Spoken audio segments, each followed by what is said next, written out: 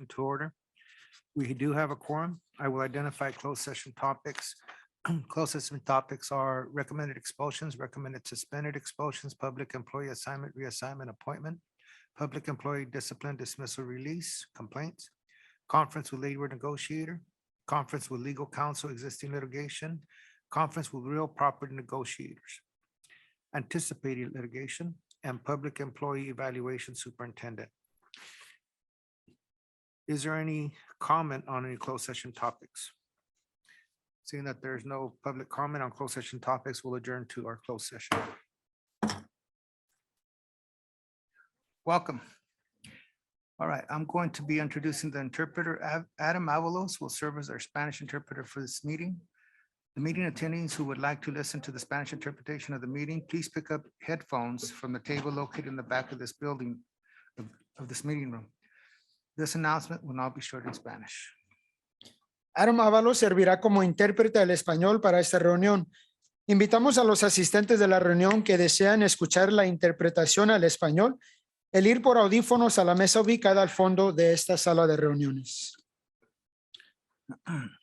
This meeting is being webcast live and recorded. The recording or webcast may capture images and sounds of those attending the meeting. Any member of the public wanting to provide a public comment on items listed on tonight's agenda, please fill out the public comment form, the green form located in the table on the back of the room.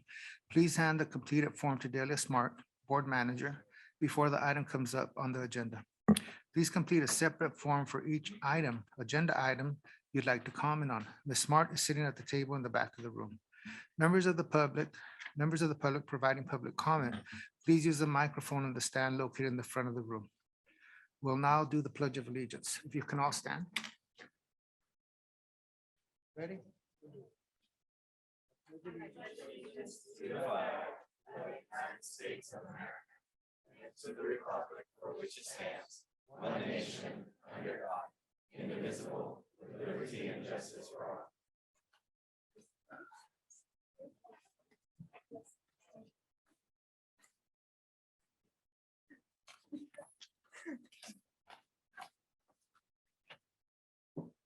There was no action taken in closed session.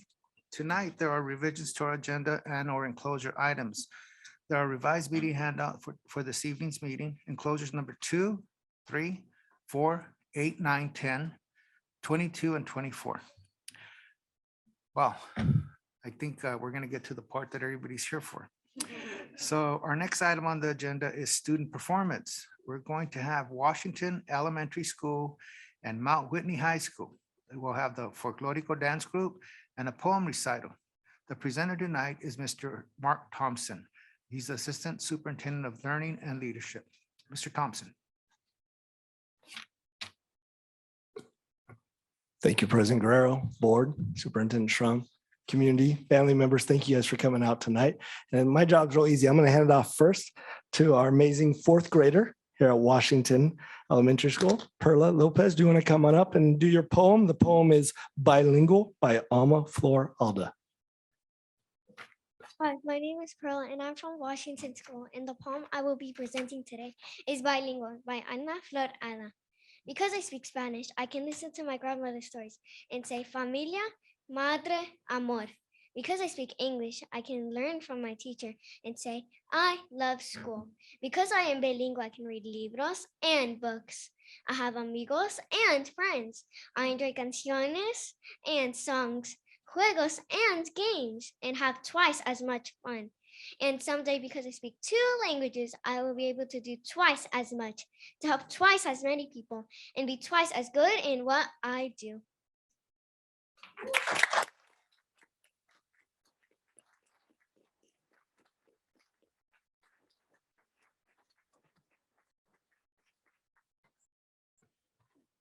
Thank you, Perla. It took a lot of guts, but you did an amazing job. Well done.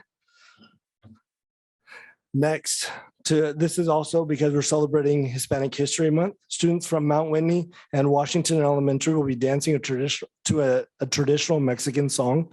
Students are wearing traditional outfits from the state of Jalisco called the ribbon dress, and they stand out for the bright colors and beautiful combinations of silk ribbons attached to their wide skirt. The second outfit is a traditional Adolito dress made popular during the Mexican Revolution. So if you're good, let's give a big hand and applause for these students as they're coming on in at this time.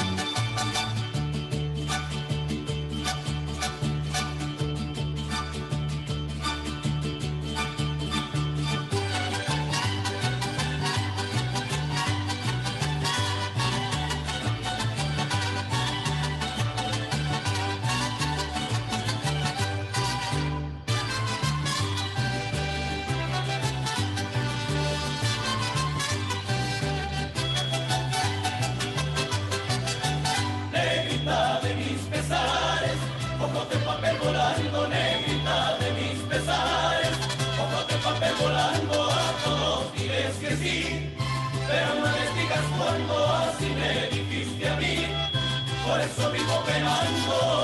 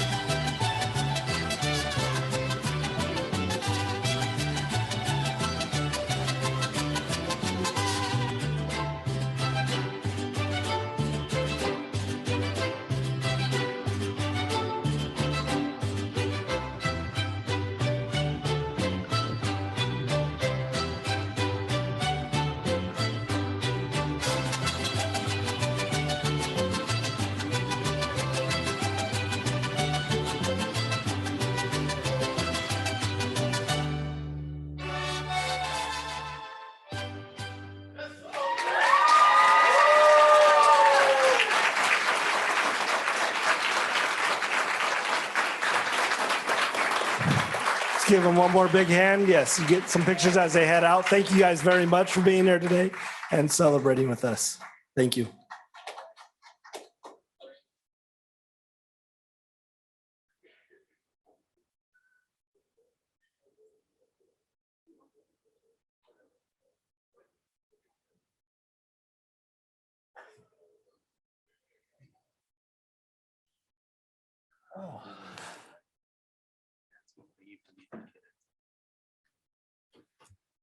Bueno, pues me encantó mucho el baile y la poesía.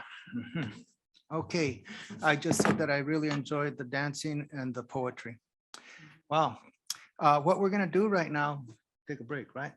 Well, no, I mean, I think just if they want to go meet their kid, they can. Yeah, we're gonna take a 2-minute break so that folks that need to be with their children and whatnot, or if you need to leave, you could do that, and then we'll resume our meeting, okay? So I'll call us back in session at 7:13. All right, so our next item on the agenda is enclosure number 1, the introduction and oath of office installation of student representatives of to the school board for the 22-23 school year. Mr. Mark Thompson, Assistant Superintendent of Learning and Leadership.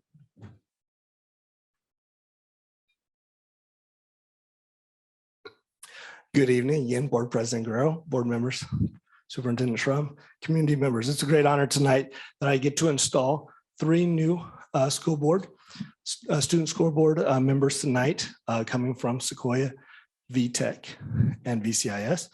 Students, if you guys would want to come up right now, so all 3 of you, please come on up. I'm going to throw you a little bit of a curveball. So before we do our oath of office,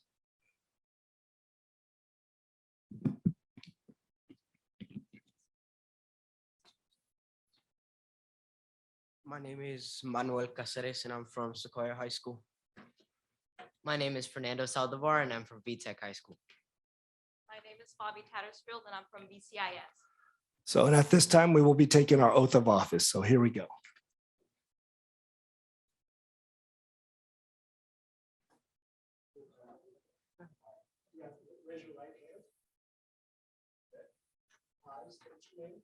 I, Fernando, do solemnly swear I will support and defend the Constitution of California against all enemies, foreign and domestic. That I will bear true faith That I will bear true faith and allegiance to the Constitution to the Constitution of the United States of the United States and and the Constitution of the State of California. the Constitution of the State of California. That I take That I take this obligation freely this obligation freely without any mental reservation without any mental reservation or purpose of evasion. or purpose of evasion. And that I will And that I will well and faithfully discharge the duties of student representation of student representation to the Board of Education upon which I am about to enter. I'm about to enter.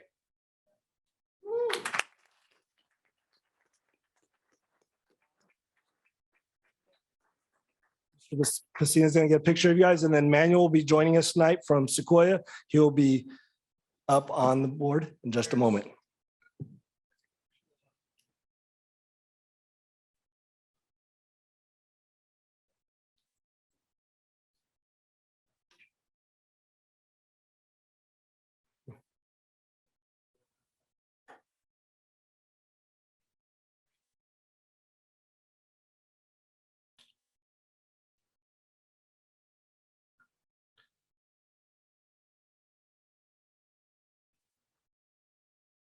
All right, let's give him one more big hand of applause. Excited to have you guys on the board. Manuel, if you would, join us on the dais. Thank you, President Guerrero. I'll hand this back over to you.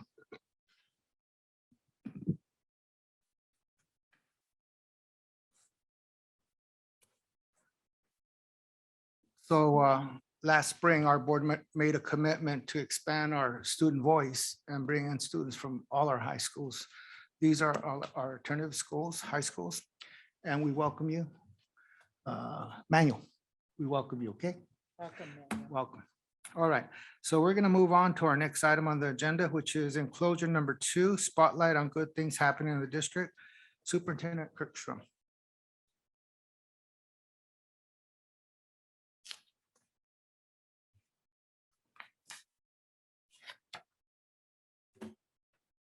Good evening. I think what a great way to start with 2 spotlights, or really 3, our students from our schools and our student board rep continuing that tradition.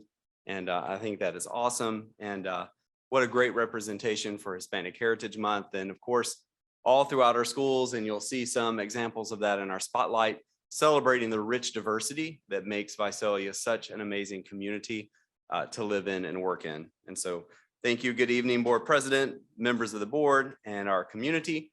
Tonight, we're going to take you through some of our highlights, our spotlight on VUSD. And of course, always beginning with our compass slide, orienting our community and our district and our team to the work that we're engaged in, what we believe and we're committed to doing for all of our students and community. 2 pieces tonight. Going to take a minute to spotlight some of our ongoing investment in campus supports. And then also our regular spotlight on VUSD. So I want to begin with some of the spotlight on campus supports that we have. Of course, we know that coming out of the pandemic, our students are facing increased challenges, and how do we rise up as a district to support that need? And so really this work began way before I even arrived on this in this great community from the leadership of our board. A couple of those positions I want to highlight. And these are direct positions to support the work of our teachers, our school administrators, and our students on our campus. First of all, new school-based positions, counselors. We have 63 total counselors, 6 new in elementary for a total of 27, 10 in middle school, 24 in high school, 2 being new, 7 more social workers, and 18 more SSIP positions. I'm going to talk a little bit about what those are. Safe Student Intervention Program staff. These are individuals who work with some of our students who present the most challenges. How can we wrap supports around them so that they're successful on the school campus? 5 of those positions are new. So we've added to existing programs and things that we know are successful in supporting kids. We also have a program that not many people may know about, but it's our on-campus intervention program. This is now what began in a few schools, has now been expanded this year to all of our middle and high schools. We have 11 programs offered across our district, 5 in our middle schools, 4 in our elementary schools, and 1 in our elementary school. And the 4 high school positions were added this fall. And OCI, on-campus intervention, is designed to be a short-term intervention for students in response to challenging behavior, using an evidence-based curriculum and staffed by a multi-subject credential teacher. So this gives us an opportunity for those students who maybe they haven't done something that warrants being removed from school campus completely, but we know that this is a student that is exhibiting need and maybe in distress. And so how do we wrap supports around that student while also removing them from maybe the current environment where challenges are being presented, whether it's with a classroom, a teacher, other students, but be able to deliver support to hopefully be able to come back and be an extremely successful student.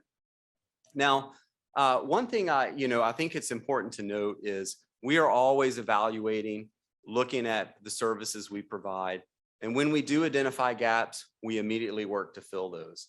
And one of the things I want to show is this board's continual investment in people. And while stuff programs are important, it's really people and their effectiveness that make it work. And so you can see here pre-pandemic, and this is just a baseline middle school. We could do the same chart for elementary and high school and it would show similar. And if you count, you're going to see about 12, 12, and 15 and a half. In other words, we have continued to advance our staffing. This is looking at not staffing at a classroom level. This is actually the supports wrapped around our campuses for teachers. So this is more an administrative social services type work.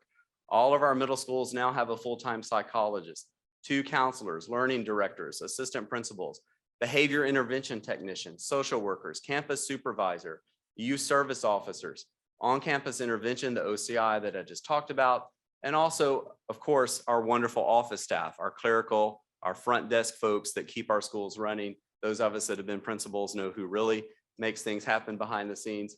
And so we're continuing to invest in our school-based staffing to meet the needs that are present.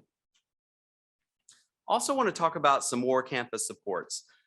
We have heard, of course, one of the things that I had the privilege of attending back in May before I became superintendent was a student voice session where we had seniors and other students from all across the district and this board, and we actually convened a special meeting to listen to the voices of the students, listening to our parents, and some of the things that we're describing here are a result of that ongoing dialogue. And so one of the things we know, we heard from our kids, we heard about the bathrooms and the challenges, and we want every kid to be able to go to a bathroom and not worry about what might be going on in there, right? Of course, that connects back to this board's, one of the board's beliefs and commitments. And so we've invested in vaping sensors for all high school campuses. 3 out of the 4 high school, comprehensive high schools are installed. One's in the process, should become operational this weekend. This will expand to middle schools as well.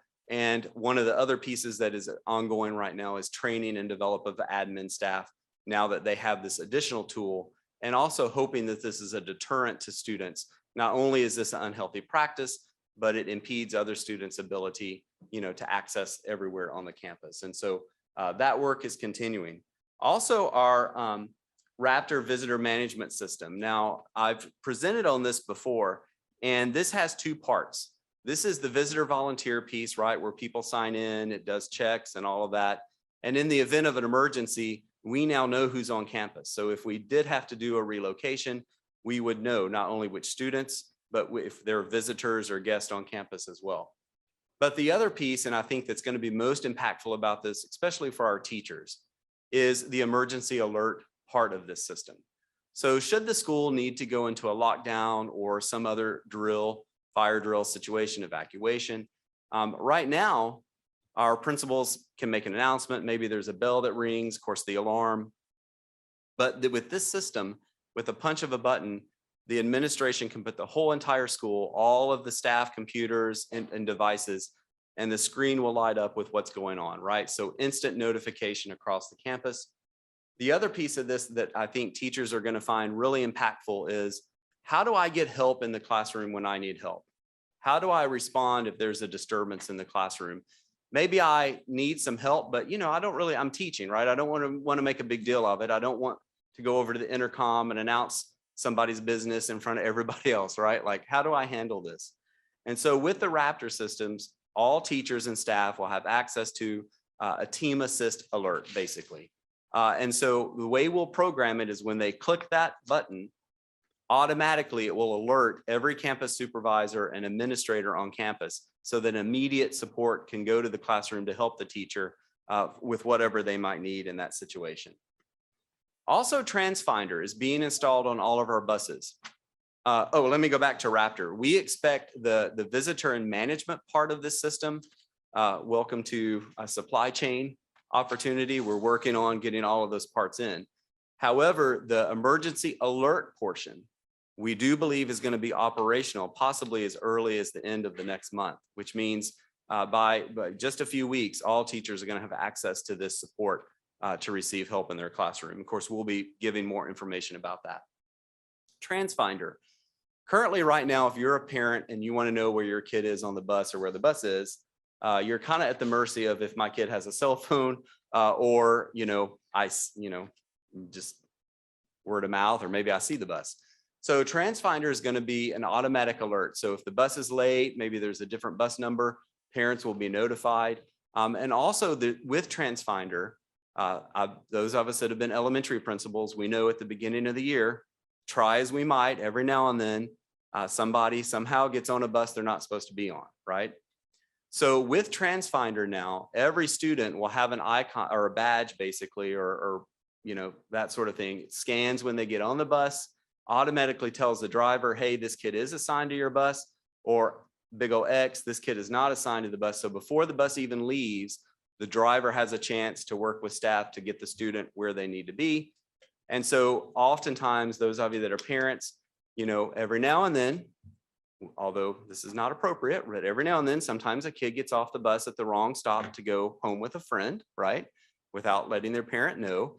And of course, parents are worried. Well, now when the kid scans to get off the bus, the driver will know, well, this isn't your stop, right? Or in a worst case scenario, let's say they do get off and get past the scan, we now know where the kid got off. And so we can send immediate support. So I think for parents and for our students, this is going to be another safety layer. Also, this is going to help us route our buses better and so be more efficient with that. So really excited about that. We are piloting that this fall, starting with our special ed buses, and we expect this to be operational district-wide in January. So we'll continue to update you on that. Also want to remind everyone that all of our students on their device have a way to make an anonymous report.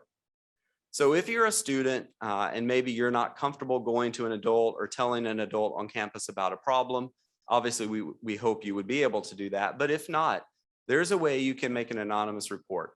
I'm concerned about something, I saw something, I need a little help. And so we're working to make sure all of our students know that that is available. That also goes to our administrative team where they're immediately able to intervene or discreetly reach out to a student who indicated they might need some additional support. One of the things I heard loud and clear from staff in the community is we need training on what to do in an emergency, a safety emergency. And so through a partnership with our Visalia Police Department, the Sheriff's Department, working with our new team members that we have, our coordinator of safety, our coordinator of discipline now, we are working on training every single district employee on what to do in one of these emergency situations through a nationally recognized system called Alice Active Training Shooting Training for all staff. This teaches a curriculum to our staff. They practice. This is going to be delivered to administrators this fall. And then in early spring, we are working with our partners and we are going to train our entire district in a matter of a few days. And so we won't have a situation where one school gets training in January and another school has to wait till May, right? Everybody's going to get the training in a very short period of time. And so although it's unfortunate that in this day and age, or that we have to do this sort of thing, we do know that this is something we have to do. And so we want to make sure that everyone on our campus is equipped and they know exactly what they need to do, that we have consistency across our entire district. What one school does and another school in the district office, everybody's in sync. Our vocabulary is the same. And so we'll be sharing much more information about that in the coming weeks. And so again, as I mentioned, our Visalia Police Department, appreciate their partnership. As you know, we have youth service officers on our middle and high school campuses, very much been a partner in how do we deploy this training to all of our district team. And I know one of the concerns that's been echoing in our community, and of course our board has asked about a status update, is that of fentanyl and the drug that's within our nation. We see a lot of headlines about it. So Assistant Superintendent DeMayo has reported last board meeting that we're in the process of training our school nurses. We're in the process of installing the storage lockbox, I guess, for lack of a better term, where that will be kept. We're still waiting to hear from the state. We've applied, as a lot of places have, to get the medicine in stock. We are still waiting on that. But in the meantime, should a worst case scenario happen, we do have our youth service officers and other municipality agencies that are here to support us. And so at this time, I would like to invite up Sergeant Cummings, I believe is here, and just to give us a brief update on fentanyl in our community and how we're prepared to respond. And then, of course, if the board has any questions for the sergeant. So. Good evening. Thank you for having me. So my name is Sergeant Jimmy Cummings. I'm the Sergeant of the Youth Service Officers, and I'm new to the position, so I just wanted to introduce myself to you. So fentanyl in our community, yes, fentanyl is here, but the numbers, they climb each year. We're still relatively low. We looked at some of our stats as far as overdoses in the community, and I would say any overdose, one is too many, but overdoses related to fentanyl, our overdoses are higher in prescription medication and heroin than they are in fentanyl. One thing that we've done with fentanyl with our officers in the community is every Visalia police officer has been trained in the administration of Narcan. Narcan is a medication that can be administered by an officer, the first officer on scene, and you can get immediate results. So every officer in the Visalia Police Department has been trained in the use of Narcan and carries Narcan on their person in their pocket. That includes our YSOs. Every YSO on every campus has Narcan on them, and they've been trained to use it. And I would tell you, if there was ever an incident of a fentanyl exposure at a school, I would tell you that every officer in the Visalia Police Department would be going to that school as soon as they could, just because the presence of public safety is so important, especially in our schools. But that's really all I have. And I just want to say thank you for my relationship with Luis Jaramillo and Terry Martindale. They've been instrumental in my taking my new position here and working with Andy DeMayo and Brandon Gridiron, and also Superintendent Schrum. It's made the transition very easy, and seeing the importance they put on public safety and school safety for our students. And so that's all I have. Thank you. Thank you. Thank you very much. So thank you for that. And again, Assistant Superintendent DeMayo will continue to update this board on the progress of when we're expected to get that, so that we can also have an additional added layer above and beyond the current layer of protection that we have on our school campuses. And so more to come on that. As I turn to some additional campus supports, I want to talk a little bit about the importance of our campus culture. And, you know, we have talked a lot about One Visalia Connected, and I think everything we see in here points to why this is so important. We have to connect our kids. We have to connect our kids to meaningful activities, not just in school, but outside. When they're engaged, when they have a mentor, when they have an internship, when they're on a sports team, when they play in the band, the more connected they are, the less likely they're going to engage in risky behavior, hence the less likely need for any of the things that we just heard about to occur, because our kids are engaged in something that's productive. And so while we use our code of conduct, we have our youth service officers on campus. If a student makes a bad decision, if a student gets into a fight, they will face a code of conduct consequence. Depending on the fight, most often that could result in a suspension. It could also result in a high likelihood of an arrest. Those are all things that we do not want. But that is the reality, and that is what will happen to students that choose to make the wrong decision. But that can't be the only story that we tell. We also have to wrap around supports. So this is not just a school system issue alone. It is a community issue. If a kid's not in school, they're going to be out in the community, right? That behavior will still be occurring. The location just changes. So in addition to the work that we do with our supports, we need our community's help. We need our community to step up and be part of One Visalia Connected. Be willing to be a mentor to a kid that's in need. Be willing to be a tutor in our AVID program. Be willing to increase internships, open your businesses so that we can increase the opportunities for kids to be engaged in meaningful activities. And I'm excited about what this initiative can do and what this can do for businesses within our community. So in addition, want to just talk about a couple of other things. Our new training support for classroom staff. This is another area that we've been very attentive to because we know that we need to connect our students. We need to work with our teachers. And so focusing on training around the foundational pieces, getting back to core instruction, getting back to good reading instruction, getting back to good math support, and including and increasing our teachers on special assignment. These are expert teachers who have demonstrated great proficiency in the classroom. And now how do we build upon their proficiency, not only to help kids, but also coach teachers? And so how they model and how do we do those things to help increase the ability of our teachers to reach our kids? And so those are just some of the additional campus supports and items that I wanted to talk about and share with our board tonight. I want to talk about visual and performing arts for a minute, VAPA. Very important for a lot of our kids. Sometimes people wonder, well, you've added some positions. Well, what does that mean? What that means now is we now have a comprehensive way to assess our programs. One person that's a point of connection for all of our schools. Same thing could be said for athletics. And so those folks are not left to wonder, well, who at the district office do I contact if I need this or that, right? There's a person that's building along with them a comprehensive plan for the future to advance VAPA, to advance athletics.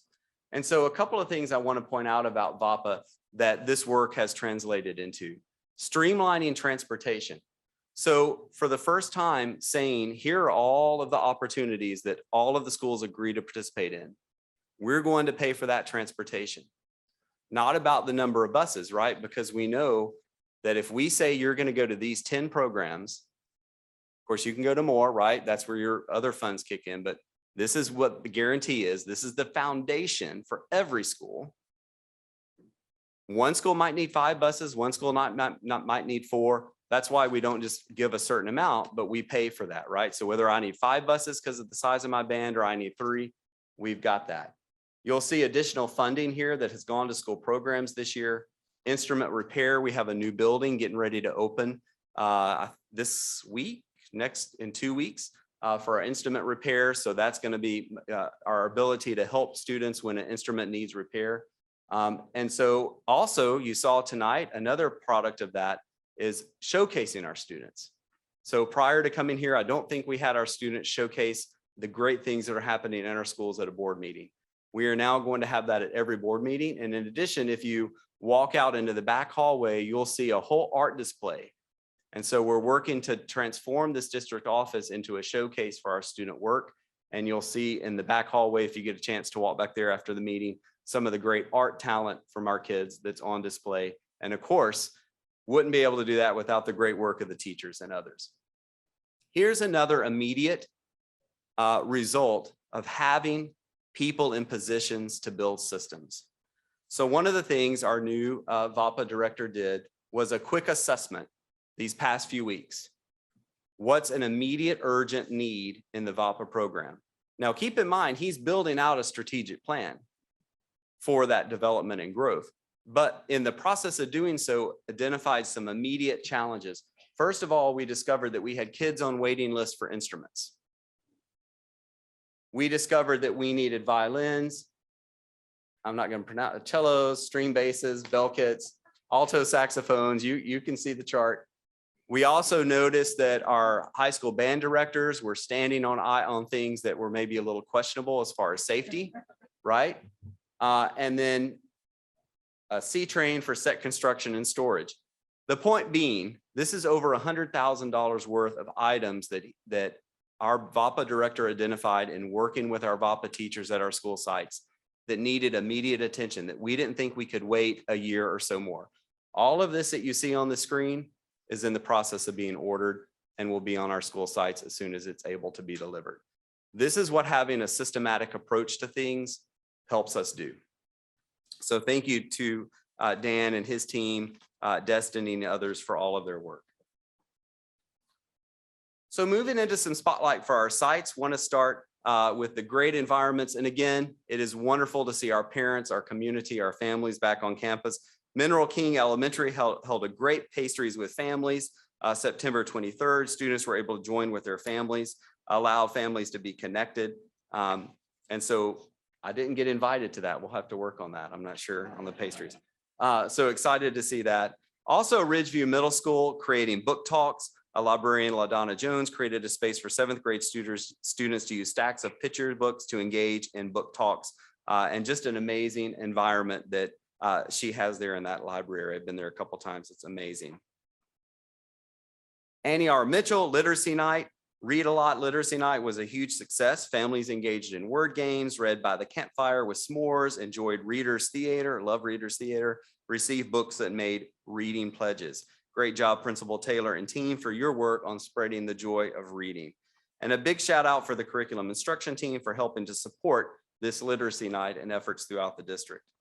Willow Glen Elementary, you see on the right side there, held a movie Under the Stars. Great job to the principal and team there for bringing families together on campus for a great event.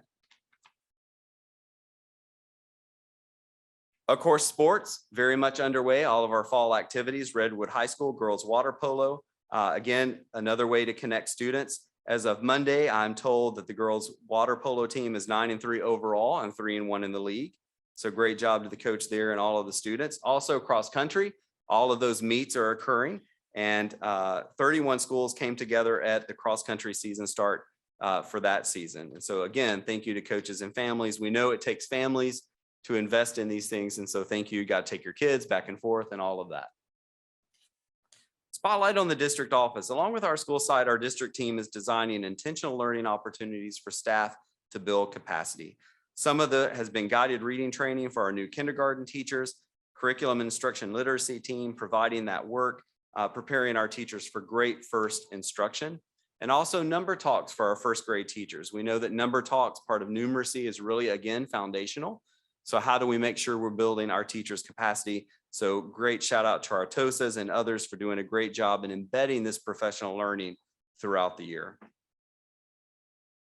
We've talked a lot. We've heard from our board. We've also heard from parents and our students on the importance of the counselor, the importance and the ability to get with the counselor when you need to build those post-secondary plans and high school plans.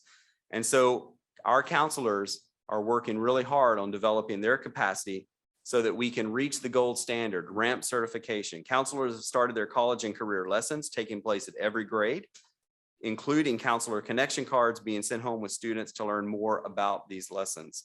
And also started friendships, social skills, grief support, all of those things that counselors do to help support a kid when they're in need. So thank you to our counselors that are now on every campus. Thanks to this board's investment. We appreciate the work that you do. And then continuing, sent some of our educational services team to Jove Noble with La Cultura. This is, again, part of training our students and our staff to work with students. How do we reach students and connect culturally with them? Participants are ready to support students on their journey through this character development curriculum. And then, unfortunately, I was unable to be there, but our High Five Fridays continued, this time at the Visadero. And so again, the whole district staff, we like to come out, see the look on kids' faces and even teachers, because they also run through the tunnel and do the high five, and just a great way to show connection to our school sites. And our location for, what are we turning into, October, will be announced as we get closer to that date. So stay tuned. You might be the site of our next High Five Friday. And so thank you to the principal and the Visadero staff for setting an amazing tone. I think they had their mascot there and some music and some other things as well. And then, of course, every month, there are many special days and designations that we want to celebrate and recognize. And so this month, our communications team has been very intentional about celebrating and honoring various calendar days. So this slide has just a few examples of the events that were recognized and highlighted on our campus, from Patriot Day, National Payroll Week, right? That may not mean a lot to some students, but that means a lot to about 3,500 employees and an amazing payroll department that just does outstanding work to make that happen just automatically, right? National Hispanic Heritage Month, Native American Day, and National Custodian Day. As much as we can, we're using the voices of our own staff and community members to make each of these days personal. So we encourage our school sites and others to continue to share, retweet, and promote these things through social media. Honoring and celebrating Hispanic Heritage Month, 2 more sites celebrated this month. You can see here Goshen through a display of culturally relevant traditional outfits, and then VTech students shared presentations of Latino heroes. Thank you to all who have celebrated this very important month, including our students who came tonight. And then coming in October, and some of this we'll continue to celebrate. You'll see some of this on our next spotlight. We have lots of different things occurring this month and activities occurring throughout our school to raise awareness with our students, from National Bullying Prevention, Principal Appreciation, Red Ribbon Week, Hispanic Heritage Month, Bus Appreciation Day, National School Lunch Week, and many, many more. It seems like every month there are more, and we just are working really hard to make sure we're celebrating and recognizing all of our students, our staff, and our community, our parents, through these events. So, board, I believe that concludes the spotlight on VUSD. I will turn it back Are over there to any you, questions Mr. or President. comments? Any questions or comments from the board? Thank you, sir.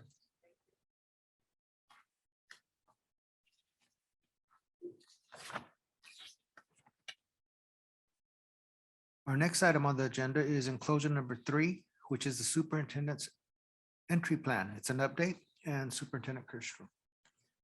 All right, well, hopefully everyone hasn't fallen asleep yet.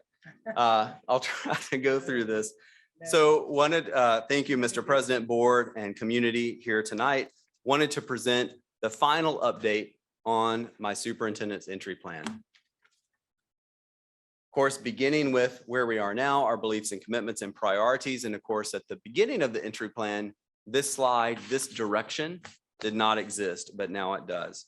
Tonight, going to take you a little bit through context building, where we were, where we are, and where we're going, through engage, examining, and envision, and also share a little bit about our data that we received this most recent testing cycle. So as we go into this, I want to bring back to our community that prior to the superintendent search or the interviews occurring, the community had opportunity to participate in a search survey where they listed what they were interested in. And through the partnership with Tulare County Office of Education, Superintendent Tim Heyer led this process with our board. And so we saw that at that point in time, there were 40 in-person meetings held, 7 listening meetings, and the community came back and said, we want a superintendent that has a vision, that has leadership, and is positioned to be great. We also heard some personal characteristics that were important to the community. Trustworthiness, student-centered, honest were the top 3, communicator, and then you can see all the way down. Intelligence was the last one. I don't know what that means, but there it is. So again, our listening to our community, here's what we're interested in our next superintendent. But also really important, our community was very clear. We need a focus on academics. We need a focus on student and staff safety, communication. Those were the top 3. Now we're working on all of those things you see there, but those were the top 3. All of this helped provide the context that I needed to use to develop an entry plan and think about what some of our first actions would be. And as I took that into account and then listened, met with the board and thinking about where do we need to go, what I discovered was a little bit of a current state. We have amazing people in Visalia Unified, but we had a lot of people doing a lot of different things, a lot of arrows going in a lot of different directions. And we weren't really looking at, are those aligned? Are they the right actions? And are they having impact? Are they helping our kids ultimately at the end of the day? Are they addressing those things that we saw that the community said? And so realizing that we needed to bring that together. We are a unified school district. We are not a district of schools. And so if we are a unified school district, we have to begin to orient our structure to represent that. This is a quote I use oftentimes from Deming. Every system is perfectly designed to get the results it gets. The board was very clear in the interview process and ultimately when they offered the opportunity to me, we want to see something different for our kids and for our community. And ultimately my job as superintendent is to direct this district to make that happen. The board holds me accountable for that. And we know Deming also has another quote that I've used sometimes, and I'm going to kind of get it wrong, but it basically is you take a good person and you put them in a bad system and they're not effective. And so we have to have good people.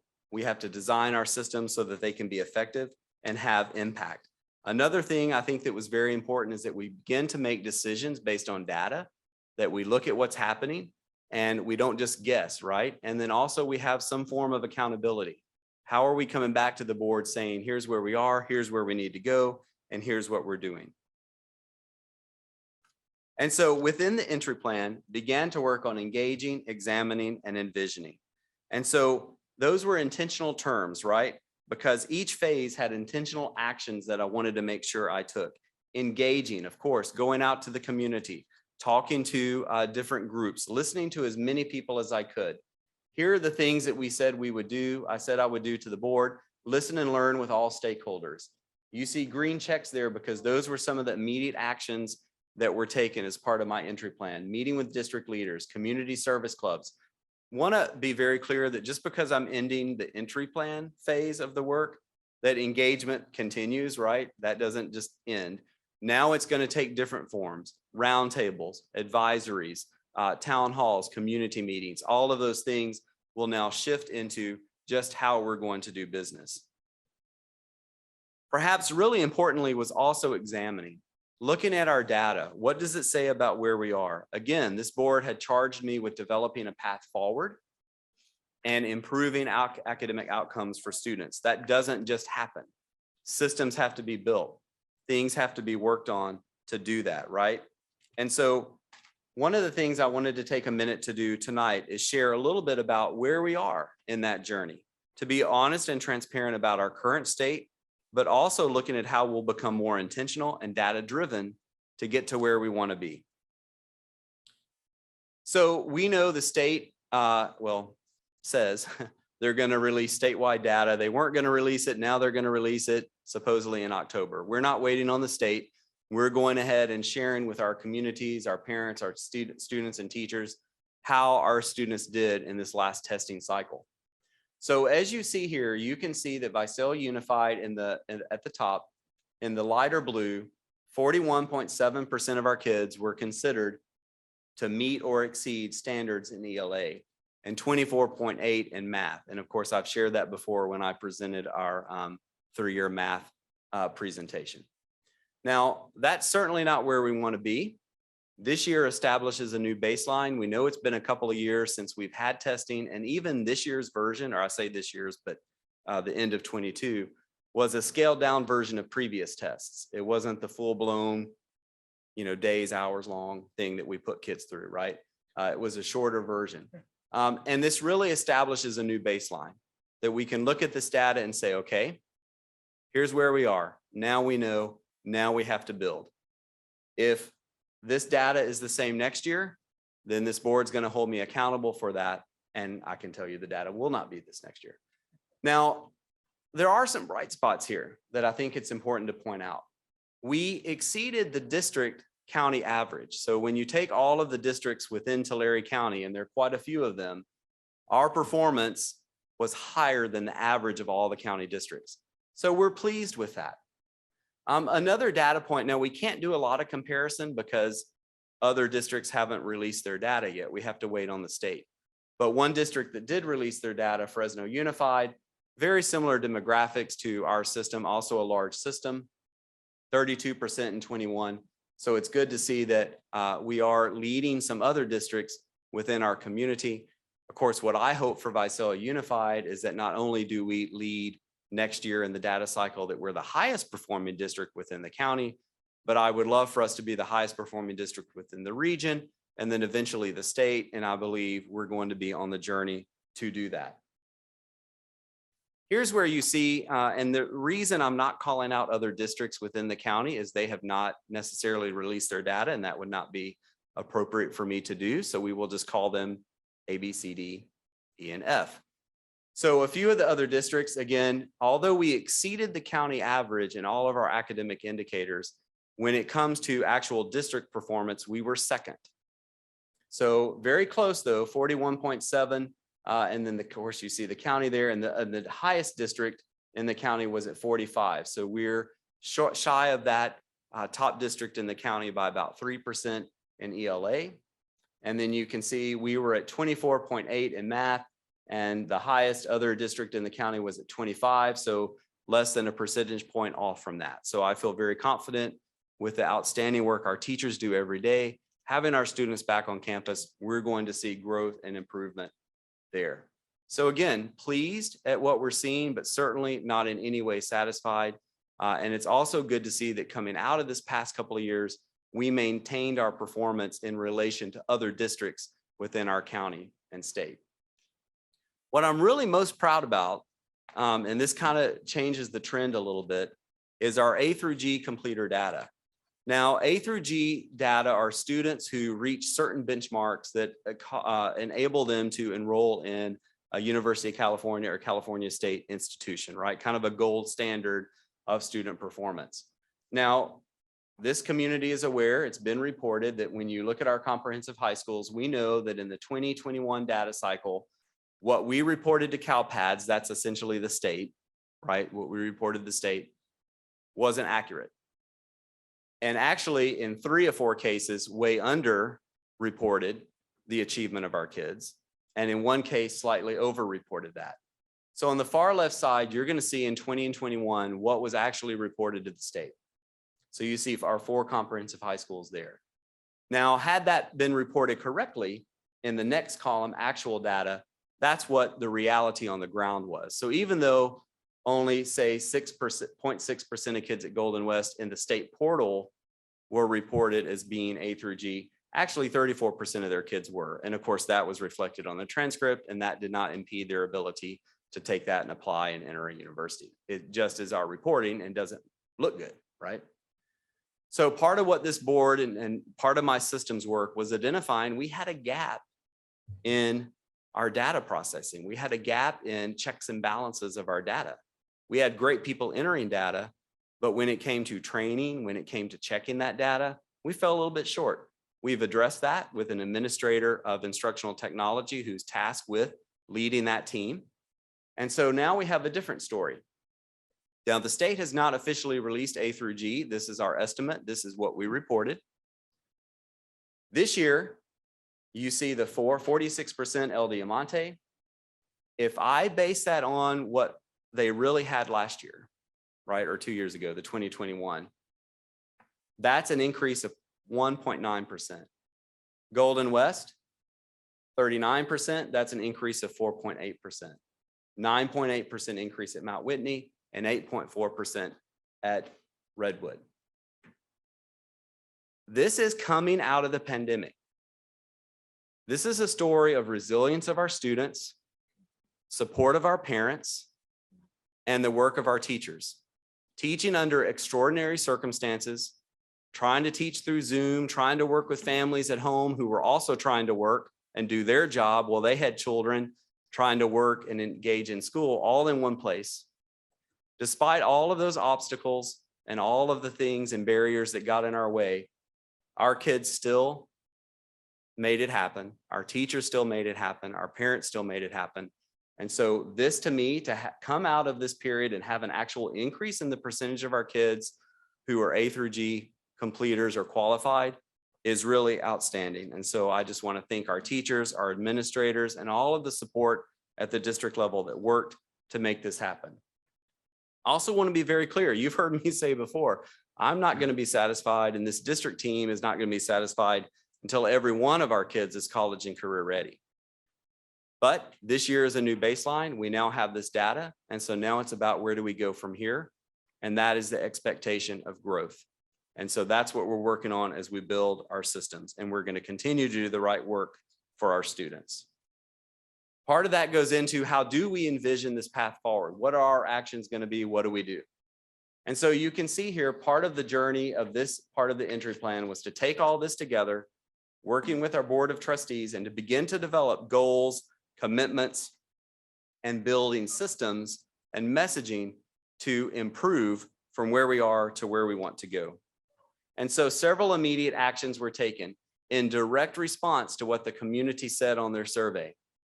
In academics, we've now adopted a 3-year math requirement, giving a stronger post-secondary value to our high school diploma.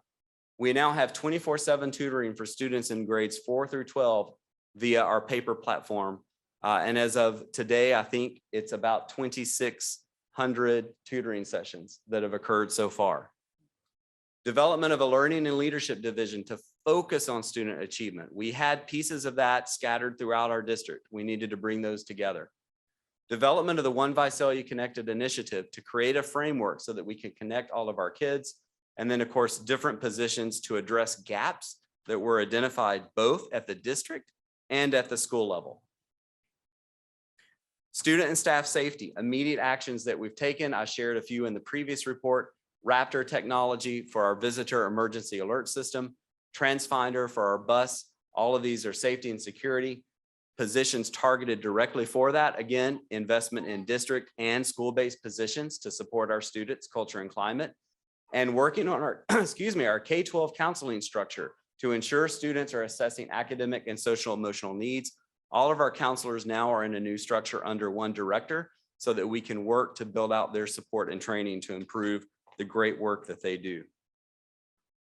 And then in communications, remember the third item that the community said we wanted to have addressed. So we built a department, we built a team. We didn't have that, right? So we had to build from scratch and building systems of communication. And so you can see here the percentage of people that are interacting with our stories, our ability to highlight those great things that are happening in our classrooms. All of that has drastically increased. It's almost like night and day compared to the previous state. And so now highlighting and showcasing the great things that are happening within our school.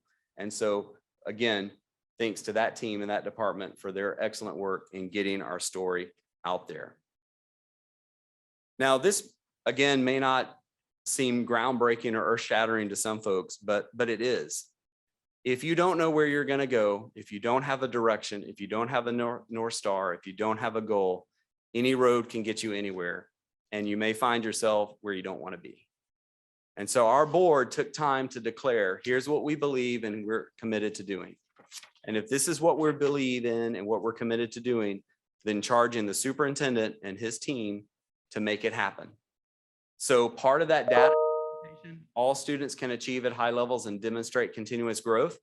Is that the reality right now for every one of our students? No.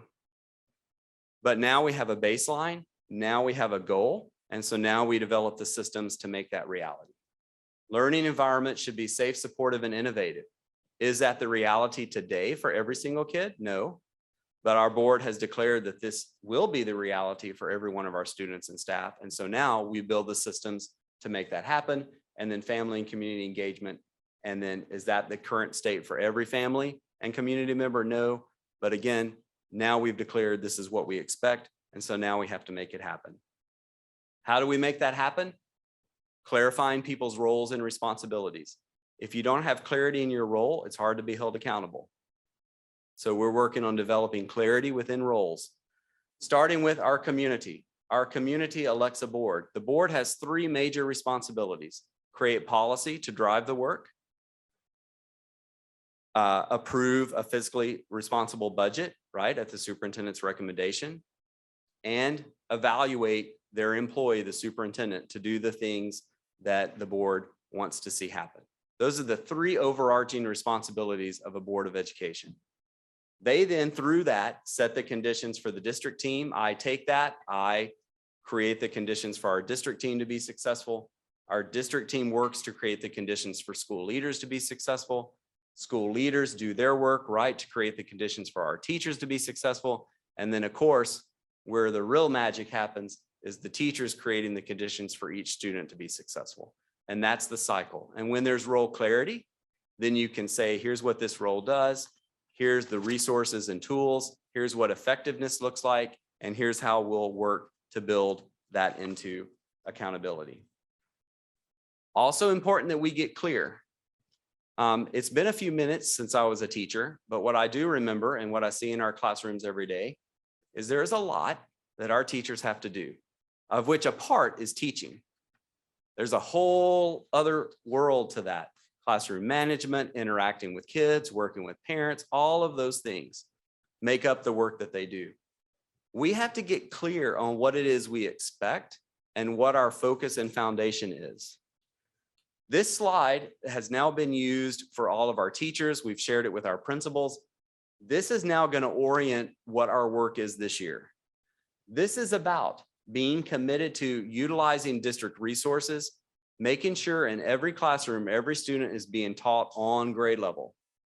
And if they are not on grade level, then we're wrapping supports around them, but we're not robbing them of receiving on grade level instruction. If they don't ever get on grade level instruction, they will never catch up. We have to accelerate and fill gaps. We have to use the resources we have, let assessments guide our work, and use tools such as iReady and others to help support the work of teachers. We're going to get there, right? We're going to do this. We're going to implement our instructional foundation, working through our professional learning communities, and making sure every school has a highly effective leadership team and student support team. And we know why this is important. Every kid in every classroom deserves the best instruction we're able to give them. That shouldn't be left up to chance of whether I'm in this classroom or whether I go to this school.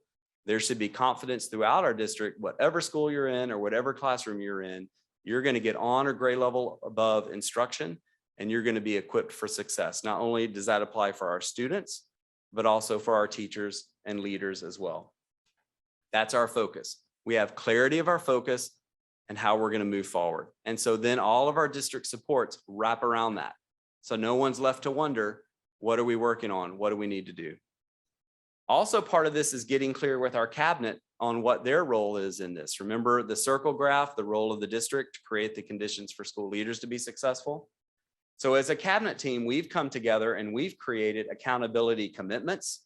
Here's what we're committed to doing that we're going to hold each other accountable for.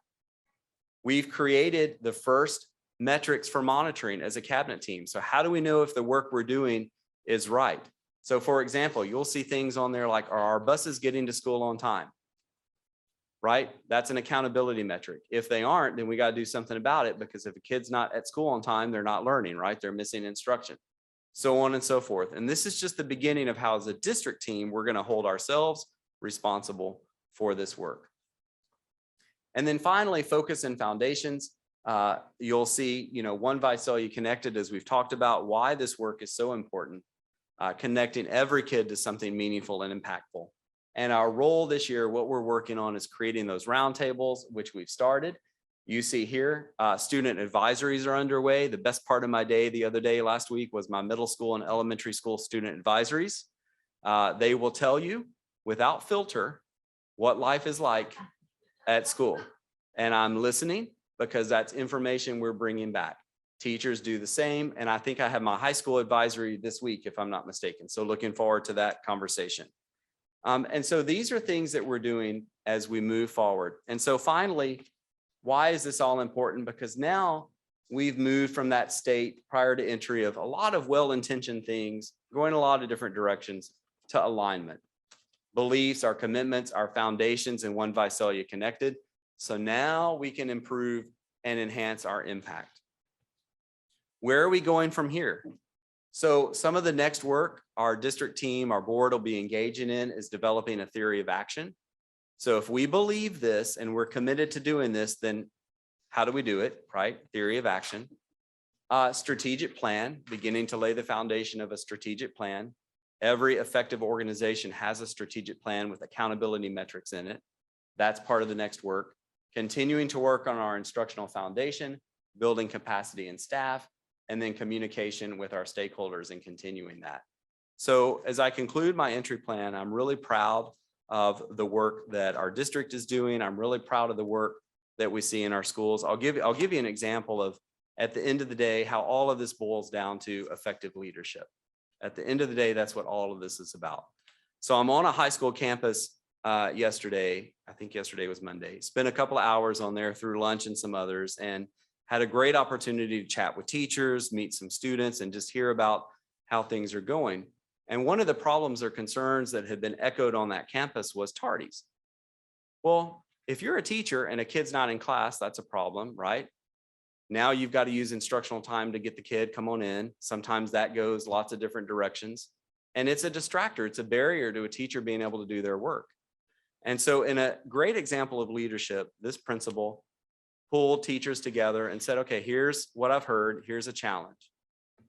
Now let's talk about what can we do? What support do we need? One of the things that the school needed was, well, our campus supervisors need to be able to get across campus to interact with students. They had a couple of golf carts that were inoperable.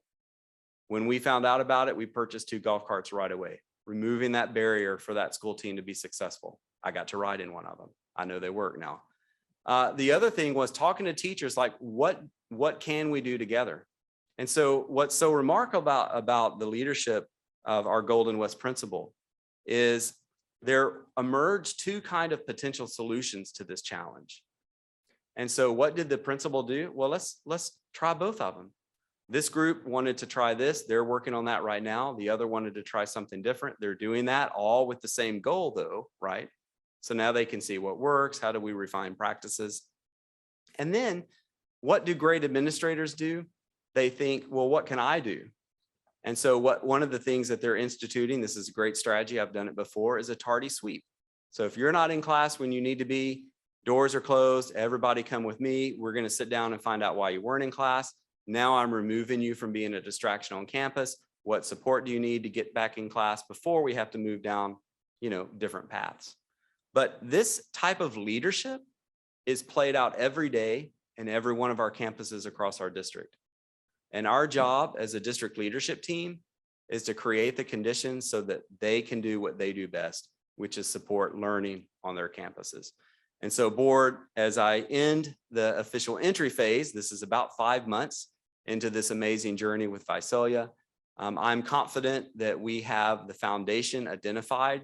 We've identified our baseline data. We know where we are. We know where we need to go. And so now we really fully engage in the work of building and designing the systems, creating the accountability systems to make sure we're effective on that journey. So I am pleased to be here, and I look forward to the work that we're going to engage in together as a board and as a community. Proud to be a Visalian, and thank you for this opportunity to serve as your superintendent. So Mr. President, I'll turn it back over to you. Any questions from any board members? Any comments? I Go ahead. have a couple comments. First of all, I just want to say thank you for what your team has done in 90 days is really laid a foundation to really move forward. And I'm very excited about that. The things that this community and this board asked for, they're happening. So I want to thank you for that. And I just want to put a plug for the One Visalia Connected initiative. I was talking to a community member, and he is a teacher in the prison system. And some of his guys were saying, really all I wanted was to belong and to be loved. And nobody showed me the appropriate way to do that. And he said, if someone had connected with me about 5th grade, it could have made a difference in my life. So I just want to invite the community, please be involved with this. I think this is not only going to change our schools, but it's going to change our city. So thank you. I too just wanted Any to other say, comments? I just wanted to say thank you too. And so many things that I love that you've done. But one of my favorite things is just listening to student voice and getting to see that slide of the Zoom call you had with those kids. And just like you said, there's no filter. They're going to be honest. And that's the best part about them. So I've seen you connect with parents and invite the community in. And now that you're doing that with students, that's awesome. So thank you. Any other comments? No, I just want to echo all of those comments, and I'm just thinking back to one of the best things that we've been able to do last semester was that student listening session at one of the high schools. And so I think that's something I'm looking forward to, and maybe even expanding to the middle school and elementary level as well, so we can also hear from them directly. But thank you for all your hard work. Thank you to all of our staff. Anyone else? Kirk, I totally like the information you provided. This didn't happen when you were here. And when I say this, I'm talking about the data for 21, 22.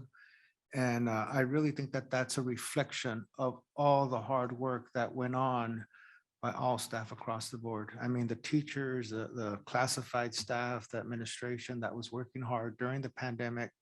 And, everybody pulled together and focused, and, we have a good baseline, and I know it's going to increase, and thank you to everybody.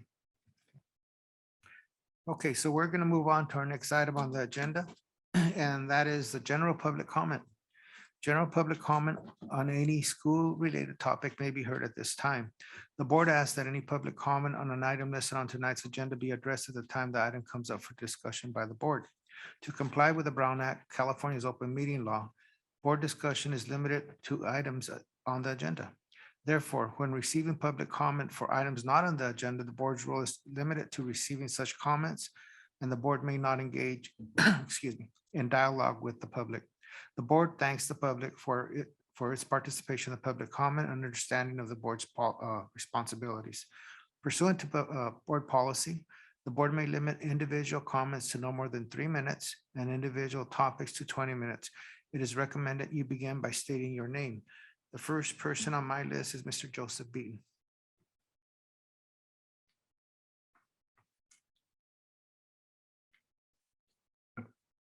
Good evening. I am Joseph Beaton, Hospital Laboratory Scientist, Area 7 resident, and the father of a first grader.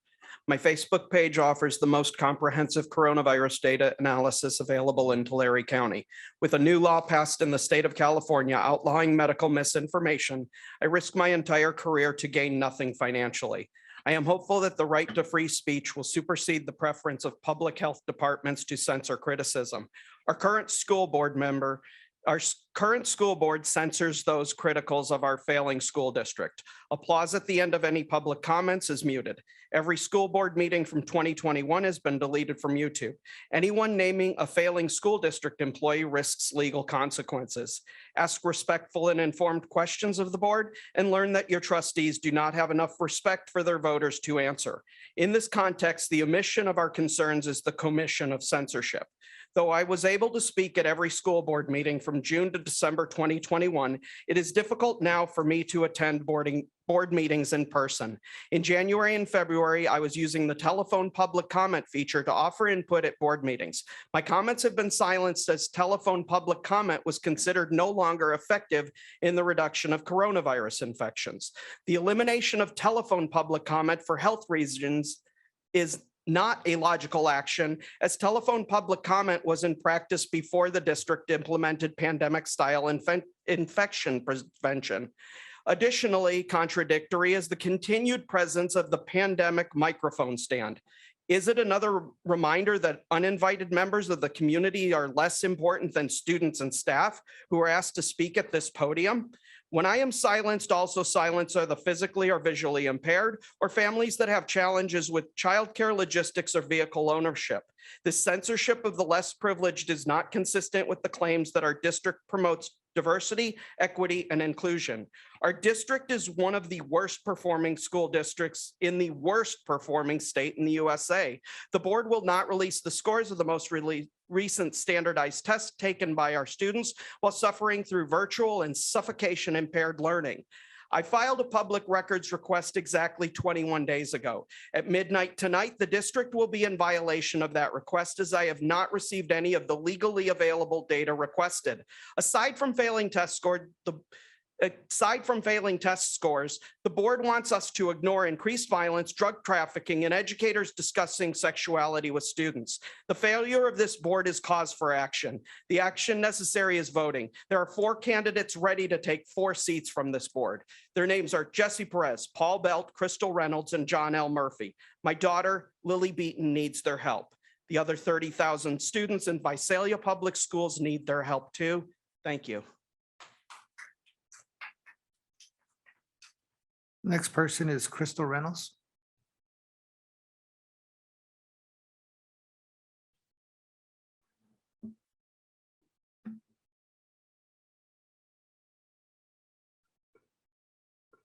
Is this on? Okay. Go ahead. Actually, believe it or not, I was actually coming to address the telephone public comment, and that was before even Mr. Beaton spoke. I know I've asked this board quite a few times to see if there could be a discussion, maybe put it on the agenda. But I have more concerns now, I think more than ever, with bringing that telephone public comment back. The one thing you got to think about too right now is people's abilities to even get here right now with the gas being as high as it is right now. I'm thinking about our folks in Goshen, Ivanhoe, people that are coming from work trying to get here. I honestly, I think I rode all the way here from Tulare with my low fuel light on. And I kept thinking about people that, again, may want to participate, but they can't. And so this is a chance for maybe the board to discuss and see if this is a better time to re-implement that. As Joseph said, and I've said this before too, I don't really see why we can't have that back in place. It was there before the pandemic. And it's not just, again, you guys, just for Joseph. I know of several people that have contacted me online that would like to be part of these meetings, but they can't. They've got childcare issues, they work, and now we've got this increased gas or increased expenses for childcare. So I'm hoping that you guys will consider that and maybe start a discussion or get it on the agenda for the next meeting. Thank you.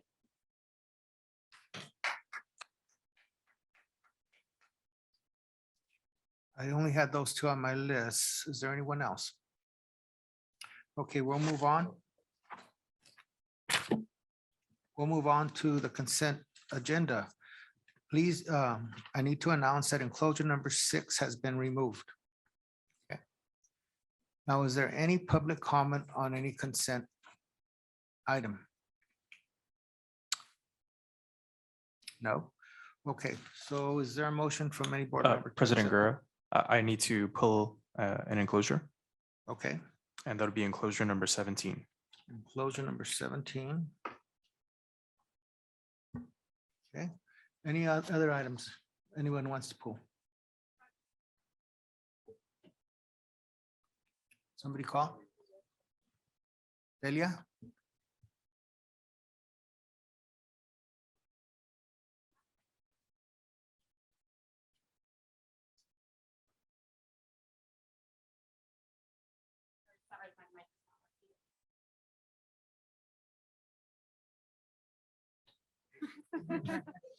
I'm not sure if you announced that enclosure number 6 was pulled. You did? Sorry, I Yes, missed did it. do that. Thank you. Okay, any other items that any board member would like to pull? No? Do I have a motion on the consent agenda? I'll motion. Motion by Ms. Casper Soleno, I'll second. second by Ms. Blair. All in favor?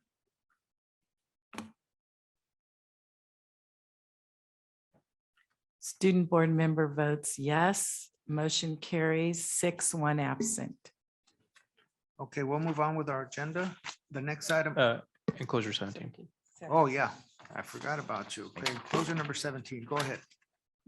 Yeah, out of an abundance of caution, I have a sibling who is employed by someone who does business with the district. Therefore, to avoid any perception of a conflict of interest, I will be abstaining from this item. Okay, I'll make a motion to approve. I'll second. motion by Ms. Gaby, second by Ms. Casper Soleno. All in favor?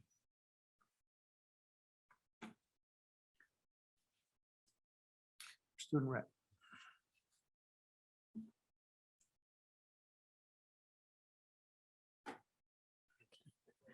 Okay.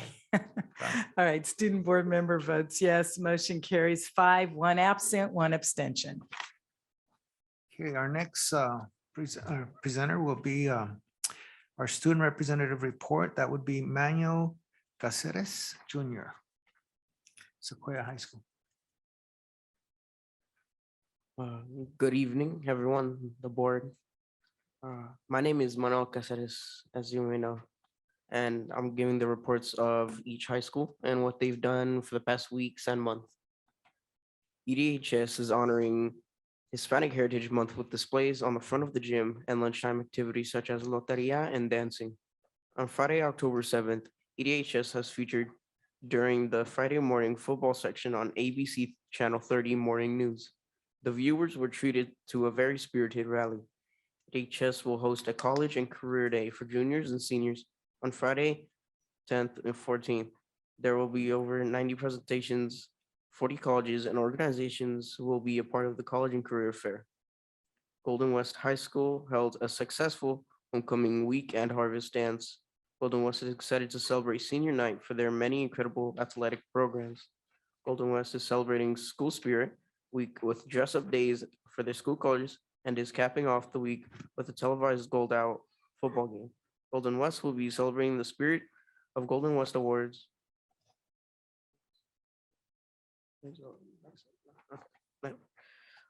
Mount Whitney is beginning preparations for the upcoming Cowhide football game and the rally October 28th with the spooky theme Nightmare on Conyer Street. Whitney,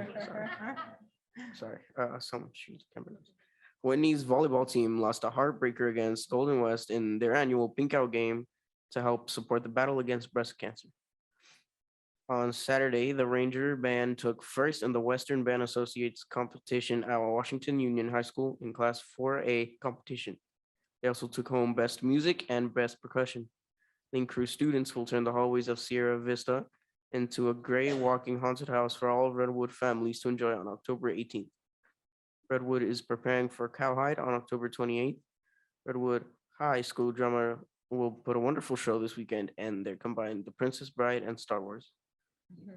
VCIS hosted a field trip today to the Tulare County Office of Education's Trades Day in Porterville to help build career pathway awareness for VCIS students. They toured Porterville College to expose their students to multiple community college options in our area.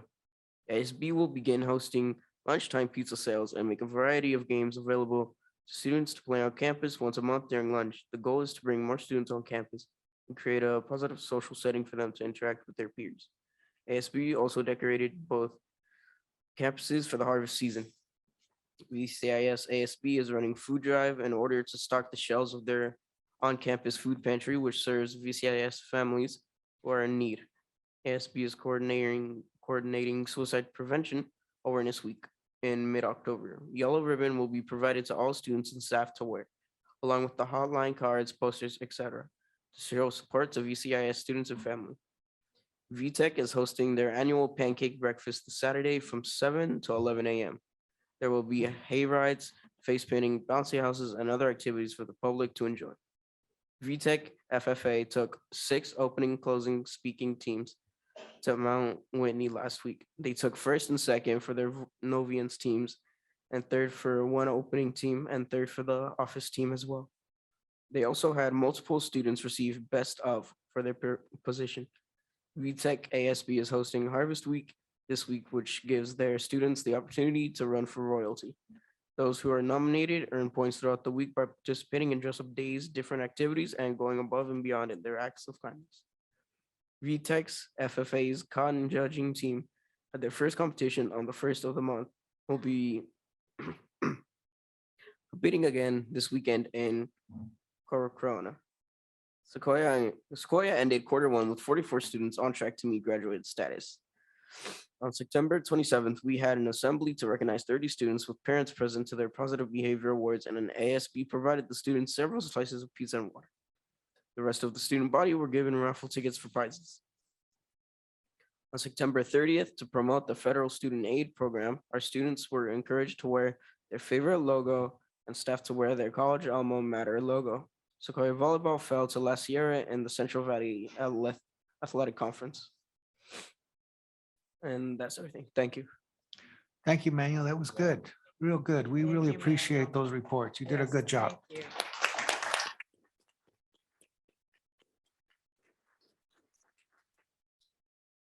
Dr. Villegas, your board report. Sure, thank you. I had the opportunity to volunteer at the VEF Band Showcase. So I just wanted to take a moment to thank the Visalia Educational Foundation, their board of directors, all the parents and family members who made it out to support our cheer teams, our dance teams, and of course our marching bands. It was a whole lot of fun, cooking up some burgers and hot dogs and seeing all the performers from the sidelines. Made me kind of miss clicking sticks in front of drum lines. So just a really fun day. And also wanted to give a big thank you to all of our band directors and coaches because so oftentimes, our coaches go unrecognized. We have color guard coaches, drumline coaches, visual coaches, our dance coaches, the coaches that you all saw today, with our baile folclórico. So just a really big thank you to all those staff members as well. I just wanted to give kudos and a shout out to Houston Elementary and all the community members who attended the Campus Beautification Day last week, and all the parents and volunteers and community members that have also been successfully leading a neighborhood soccer league at Houston Elementary. So looking forward to making it out to a game and supporting our students. I was also able to visit Crowley Elementary with Superintendent Shrum, where we got to see some learning in action. It was really a joy to visit and see the TK program on all these excited faces on little learners. And really want to thank the staff there and principal for just wonderful work, and as well as dealing with the transition. We have a lot of remodernization going on there, so we got to see some of our tax dollars at work. Our librarian at that site just did a wonderful job, with a temporary portable classroom, and that she's transformed into an amazing library for students at one point where there's also so many students that we have to wait for students to leave and then come back so they can check in books. But we got to see what will become the new library there. So really excited about that opportunity and that space that's just going to provide so many resources and opportunities for all of our students and families. And I wanted to also mention and discuss, I've asked several meetings ago to see if we could potentially discuss a resolution on both Measure C and Proposition 28. I was hoping we might have a first read tonight, but that's not on the agenda. So we could have a second read before the next meeting. But as November 8th approaches, I believe that both these local and statewide initiatives can have a tremendous impact on our students in regards to access to higher education, as well as additional music education without increasing taxes. If it's possible to place it on the next agenda, even though that would be a first and final read, I would like to see that happen. But I know that takes the will of more than just me. And then finally, just wanted to plug for our community, if you want to mark your calendars for November 5th, the Redwood Students Against Trafficking Club is going to be hosting a car wash, and all that money will go back towards the club and fighting against human trafficking. In the morning, they're also going to be hosting a training against human trafficking that's going to be open to the public, as well as a documentary later that night at the theater. So if you're able to make it out to any and all of these events, I highly encourage you to do so. And that concludes my report. Thank you. Ms. Blair. So I got to attend a couple of Loft events this last couple of weeks. Loft stands for Leaders of Tomorrow. And the first one was at El Diamante with their Cinema and TV Arts Academy. It was just amazing to see our industry partners sitting with kids. The kids get to ask them questions and just ask them about their experience, because that's something that they want to go into. And then today I got to go to Redwood for their ACE Academy, which stands for Architecture, Construction, and Engineering.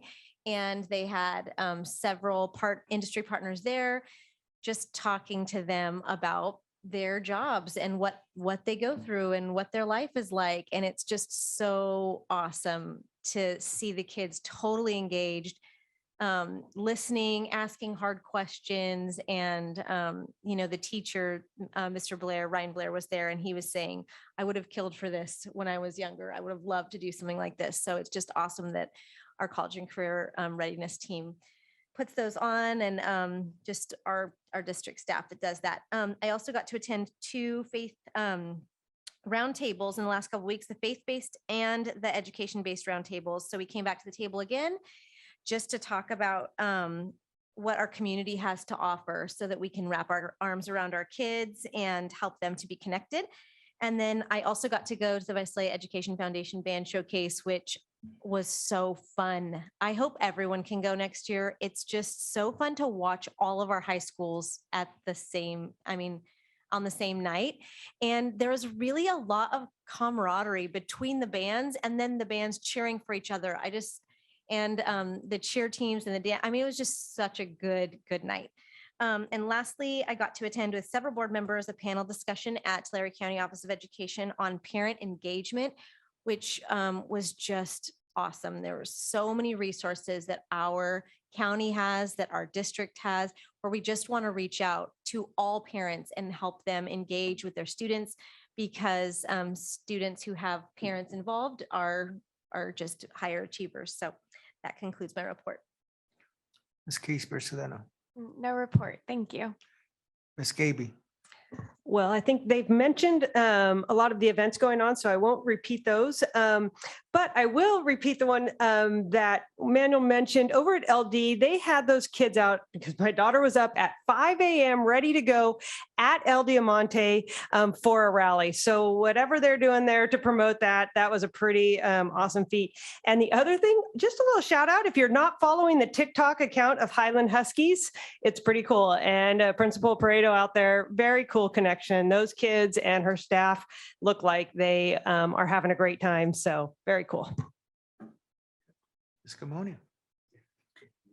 I had an opportunity to visit Highland with Principal Pareto, and she truly is an instructional leader. And I love her humility of bringing in consultants to make sure our ELD kids get academic language. When we visited, I visited with Superintendent Shrum. I mean, kids are on task. And I go classroom to classroom, like I'd visit a couple third grade classrooms, and they're each teaching the same content, but their own little unique twist. And that's kind of the art and craft of teaching. So that was really fun to see. I also went to the Tulare County School Board Association function on family engagement, and our own Jim Sullivan was a presenter. And we really have something that other school districts don't have. And so that was really fun to see how we're connecting with our families.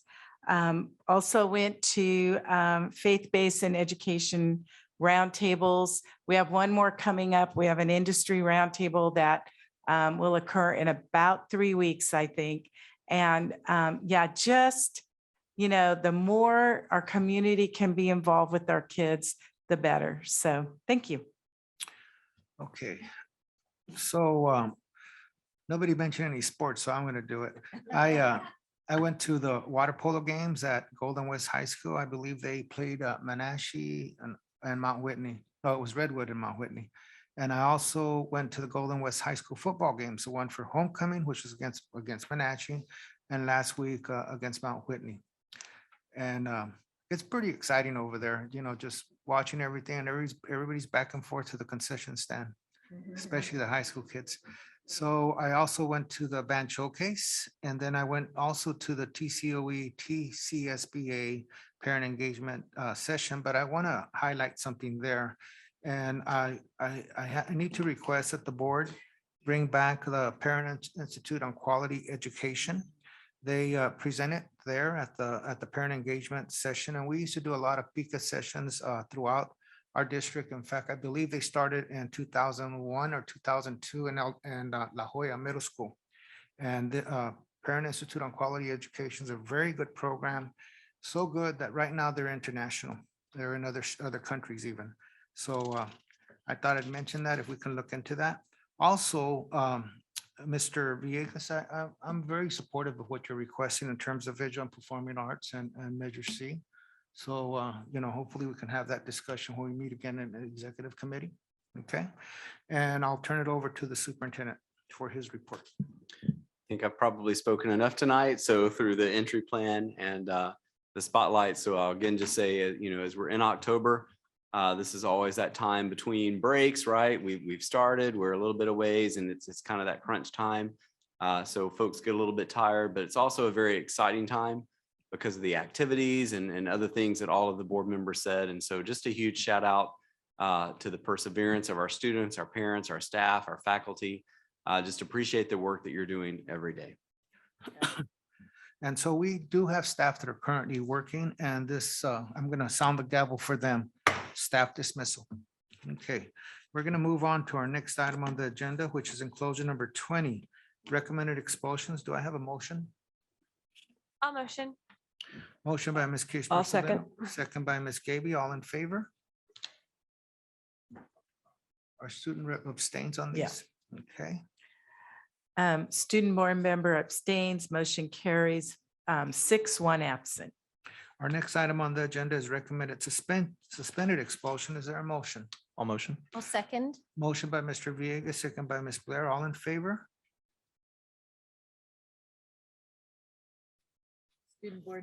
Student board member abstains, motion carries. 5, 1 absent. 6, 1 absent. Okay, we're going to move into our general agenda, and our next item on the agenda is enclosure number 22, Expanded Learning Opportunities Program, ELOP. Overview and first read of 3 proposed expenditures, Alivo, Ames, and Arts Visalia. I will say that I've been looking forward to this presentation for a while. Well, I thank you for having me up here. President Guerrero, Superintendent Trum, board members, I too have been excited to come to share with you this evening. As a reminder, the Extended Learning Opportunity Program, oh wait, Chuck's putting it up. There you go. This is something brand new that the state of California recognized is a need in our world, right? Especially in the state of California, and I think nowhere more important right here in the Central Valley because it impacts our kids. We recognize that our students have struggled these past couple of years, so the state has decided that there's a need out there. So just as a reminder, everything we do in our school district is around these 3 tenets. And I just want you to know that the work we've put together for the Extended Learning Opportunities Program definitely surrounds all of these things. As a reminder, what this program really is the opportunity to provide more for our kids. We know that the 7 hours a day we have them is not enough to give them what they need to catch up and to be successful in our world. So through this program, we're looking to extend the day, extend the year, extend opportunities for them to be successful, but we want to do it in a very unique way. So what VUSD has decided to do is really start from the basics, start from the foundation, like Mr. Shrum alluded to earlier. We really wanted to make sure that we focus on where we know we are. We looked at a lot of data to tell us what our baselines were, and we've been growing since we started this school year. And I think what you're going to see is the growth is now becoming exponential. Now that we know where we're going, we have a direction, we're really excited about adding some things. Let me see if I see my friends tonight. So really instrumental in this program are our 2 directors of the Extended Learning Opportunity Program. That's Michelle Reed and Mr. Jeff Hahn. They're with us this evening. I can't stress enough, you guys, we haven't done anything like this before. This is something brand new. So we're thinking outside the box in very creative ways to get our kids excited about taking on these opportunities. We wanted to let you know where we've been. So we started this last summer. And we really thought about what is the community going to want us to be thinking about? The state has said that we have to think about our elementary students first. And then once we get going on the elementary programs, the state would then say, based on where you are, if we're able to think about our secondary students. We're one of the few districts around that is able to do that because of the level that we've already risen to. So we are starting to look into our middle school and our high school programs, and we've already started that. Starting in August, Mrs. Reed and Mr. Hahn put together committees, right? Because we didn't want it to just be what I think our kids are going to need. I mean, my kids have been out of school for several years. We need to know, what do our parents say? What do our community partners say? What do our teachers say? And more importantly, what do our students say? So we put together some teams made up of elementary principals, district experts, community and parent partners, as well as the extended learning opportunity teams. And they've been meeting every other Friday for the past few months to really come up with where we really think that we're wanting to go in the future. So our journey. At our 27 elementary sites, we have our extended opportunities programs at every one of our elementary schools. We had any student who wanted to take part in this was able to do so. We've added things to this program through our curriculum department, through our partnership with Mrs. Saida and our district librarians. They've been instrumental in the success of this campaign. They've stayed with our students after school. They're running book clubs and makerspaces. Makerspace is a wonderful opportunity for them to basically have a space to make things and lots of different opportunities to do that. Our school has been, many schools have already been doing additional things.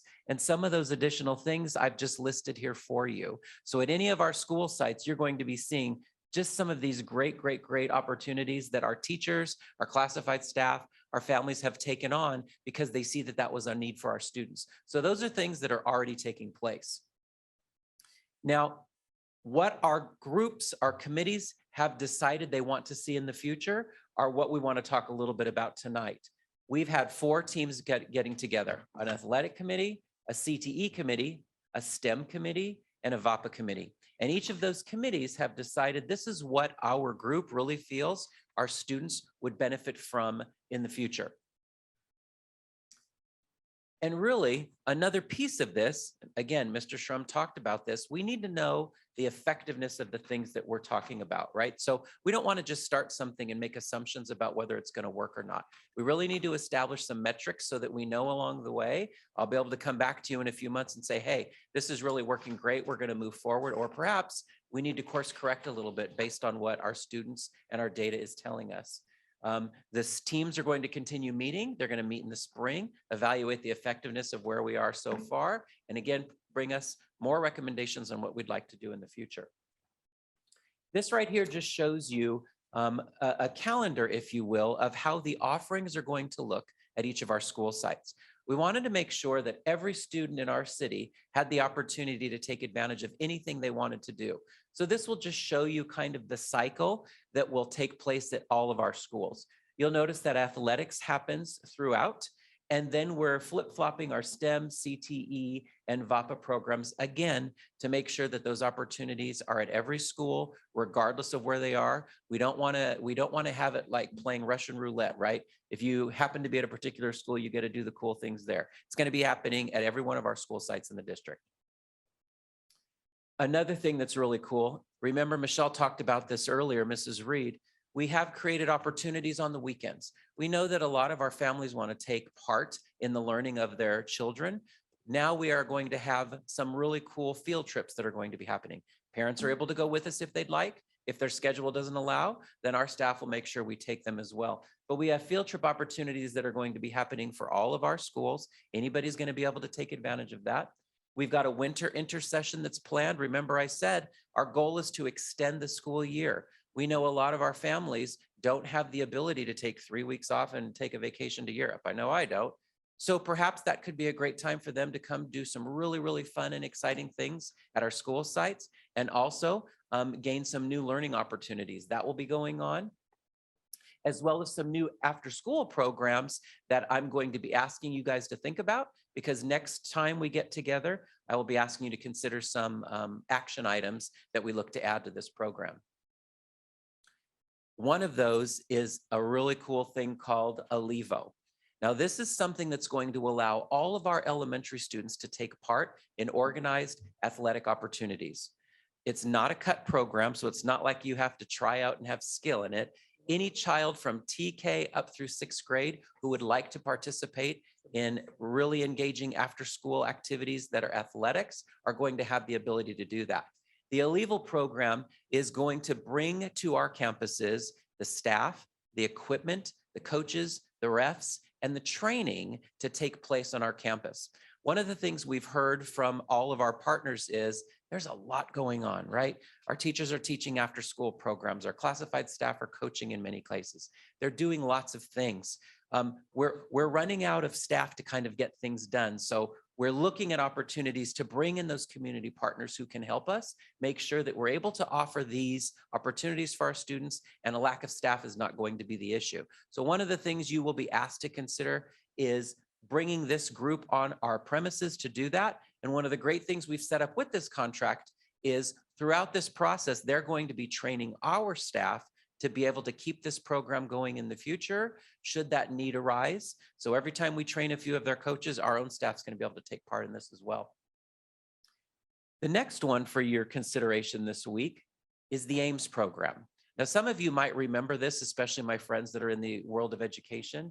The AIMS program is a campaign that started here in the Central Valley and provides very, very exciting hands-on learning opportunities in the STEM campaign. So it allows us to purchase the equipment and then implement those exciting instructional opportunities in our classroom. So you'll have the opportunity to consider allowing us to purchase some of these products and have those on our school campuses. So again, if students want to take advantage of those science, technology, engineering, and mathematical programs on our school sites, they'll have the ability to do that.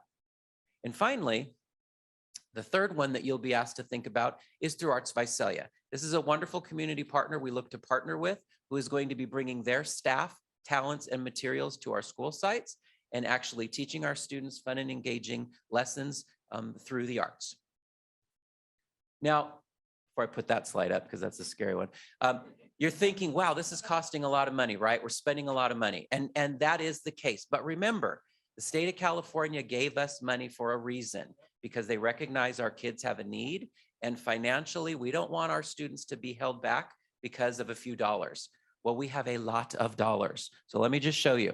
What you're going to see up here is highlighted in green are those campaigns I'm asking you to consider. And it's a lot. But what I want you to recognize is look over to the right-hand column. When you look at total expenditures, if we were to okay the expenditures I'm asking about tonight, we will have spent total about $6.3 million for this year, paying for all those wonderful things I just shared with you. But what I want you to notice is we have $25 million this year to spend. We have lots of money to do great things for kids, and we're going to keep doing that. So we've got lots of money to be spending these next few months, and we'll be coming back to you with those ideas for sure, because again, great things are happening for students, but I didn't want you to be nervous that, oh my gosh, we're spending all this money. What are we going to do? Yes, there is a cost involved, but I just want to make sure you know this is a great investment that we very much can afford to do. And finally, the Extended Learning Opportunities Program, Mr. Hahn and Mrs. Reed put together a wonderful website with the help of Mr. Pacina's team, so that our families are able to go to the district website, link onto the web page for this, and find anything and everything they want to know about the program, including but not limited to actually registering for these campaigns through the programs that we've added before. So again, Extended Learning Opportunity is a wonderful opportunity for us. I'm really excited about it. So fortunate that we've got these offerings for our students. I want you guys to be thinking about this week, so that when I come back to you in 2 weeks, you're ready to say, yes, we want to move forward with that. But for now, might there be any questions I can answer for you? Any questions or comments from the board? Thank you, Mr. DeMeo. This is great. I love that the AIMS program, I don't know much about it, but I really like the emphasis on sort of, Central Valley and culturally informed approaches. And with that, I'm wondering, if we can also think about that in relation to VAPA, because I know I've seen in other districts, for example, I think the Bakersfield City School District and a school district in Alisal or Salinas has mariachi music, for example. And I know that's been a very attractive option for many of our students to learn, about some of these classical instruments in new directions, in new ways, right? And so I hope we can look to some of those models as we think about VAPA and other programming going forward as part of ELOP. And I'd be happy to share, some of those districts and programs, et cetera, but really exciting things. Thank you. We'd love to hear about it. Thank you. Any other comments, questions? Nope, but I'm on Crickets right now, signing my kids up. Awesome website. Walter? Bob, first of all, I want to say thank you to Mrs. Reed and Mr. Hahn for all this work. This is really exciting. And I did go to AIMS workshops at Fresno Pacific, and it's amazing. Amazing. And Right. it was basically, it is kind of middle school and under, but I really adopted it for high school biology. It's a wonderful program. I was hoping you could tell me a little bit more about the ag program that is going to be. Do you know, I was talking about it in the CTE team. Well, so, and also to answer Mr. Villegas's point, we are still building those things out. So the committees are still meeting. So the next time we get together, what my hope is, every few weeks, I'll be able to come back to you guys and say, here's where we are, here's what we're doing, here's what we're looking to add. And that's one of the things we definitely want to add for the second semester coming up. Okay.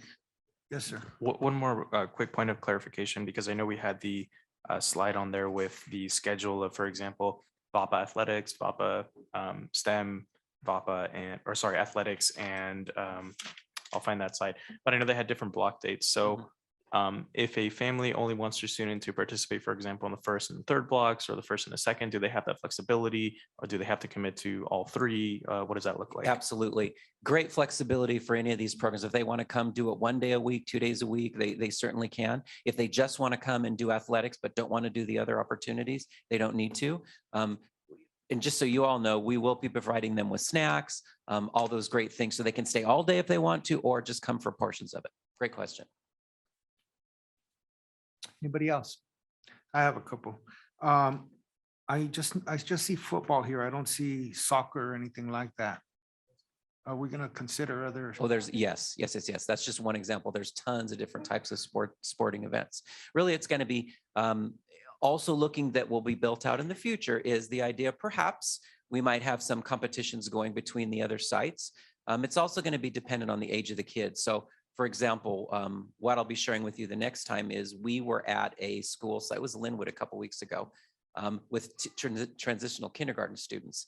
And they were playing football, so to speak, but it looked very different. So some of the activities aren't necessarily games like football or something. It's more just activity in nature. So lots of wonderful things, but yeah, not just limited to those two. Well, my follow-up to that would be when we do the athletics, is it going to be co-ed? What happens oftentimes when you see these leagues get built is that they leave out the girls. Mhm. Yeah, I'm just, Yeah, it is co-ed. Yeah, Jeff? Yeah, absolutely. No one's held back from this. yeah, I'm glad that Dr. Villegas brought up mariachis because I brought that up about 10, 12 years ago. And, and at one time, I think El Diamante had a mariachi band out there. They were doing mariachi. But it would be great to expand it and do that. So the other part is that at CSBA last year, I was able to see Edward James Olmos. He has a cinema production or cinema type of program that they have in the LA school district. I think it's also up north, and it's Stanford University did a study on that program, and just from doing that program, it impacted the kids in terms of their ability to write, their creativity, and it brought up test scores in reading and writing, but since we're looking and we have some funds available, Sure. It'd be something to look at. I think if staff can Google Edward James Olmos and his arts, our cinema program that he's doing in the school districts, I think that would be something that would be very creative.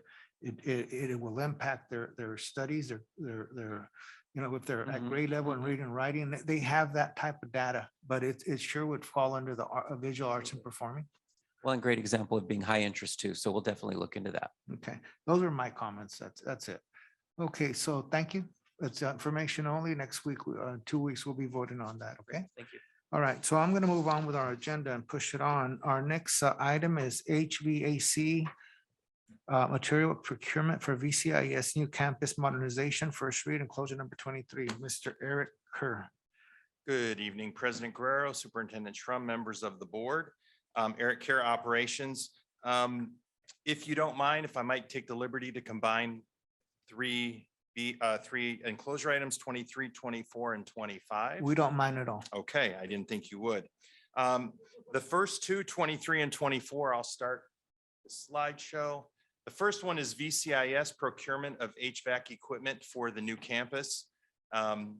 This is going to be funded by ESSER funds, ESSER 3 funds. The reason we're doing this early is because we've got an 8 to 10 month lead time on getting HVAC equipment. So this project is scheduled to begin in January, but we want to get the materials ordered a little bit early. The second one, which would be enclosure 24, is for Pinkham's boiler chiller replacement. It is to order the HVAC package units for this campus as well. The estimated cost just for the equipment for VCIS is about $250,000. That's just to purchase the HVAC equipment. That's an estimate. And the estimate for Pinkham is about $240,000. So again, both of those projects will be funded completely through ESSER funds. There you see Pinkham. It's the two main buildings.